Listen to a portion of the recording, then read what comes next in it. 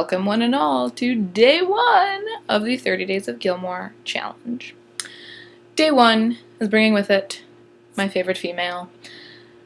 And after years of watching and lots of consideration about the different qualities of the different ladies in the show, of this very female-oriented show, I've decided that my favorite female character from Gilmore Girls has got to be Emily Gilmore. There's just something about her. She's just so perfect that she's imperfect.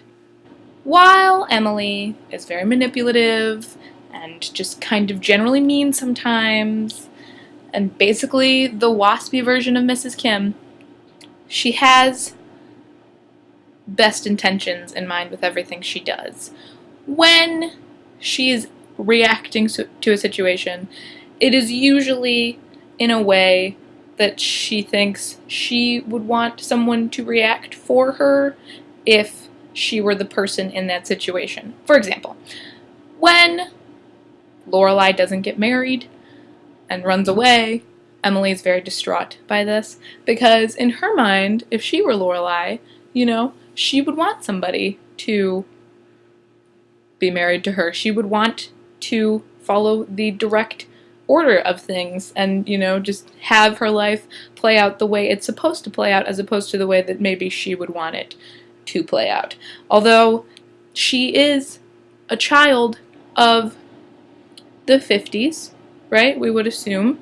Before that, even the 40s and the 30s, and they had very specific goals for their futures in mind, and Emily just sees that. And I really don't think that she can be faulted for her terrible reactions sometimes, or the way she chooses to manipulate situations, because it's just what's ingrained in her brain. It's like what she's been brainwashed to want to do, because she just thinks it's the right way to go about things. At the end of the day, she's just great. She just tries to maintain a stable home, and she has very few things in her life: good help, good hair, okay friends, and putting on great functions.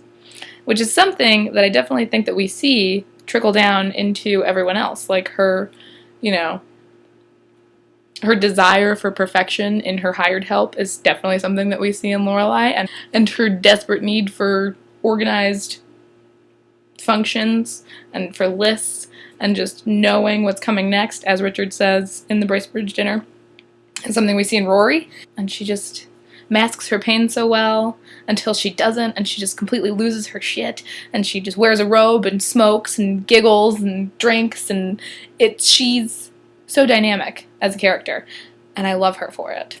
Kelly Bishop plays her very well. She's got a great face character to her actual character, and I think just the general differences between Kelly Bishop and Emily Gilmore, and just her ability to completely transform herself into this woman, is just magical. She's a true chameleon of a lady, and I love Kelly Bishop for it, and I love her for bringing this character to our homes and our lives, and just for giving us all unrealistic expectations about what our lives should be, and for living them out for us when we certainly will not find them for ourselves.